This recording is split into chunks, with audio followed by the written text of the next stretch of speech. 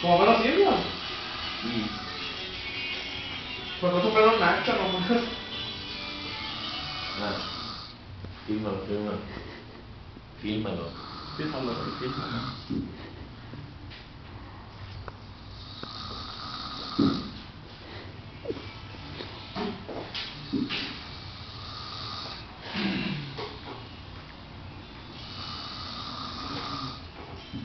Oye, ¿tú vives cerquita, mira aquí? Ahí trabajo y está dando el regalo. ¿A poco se vio su conflicto conyugal?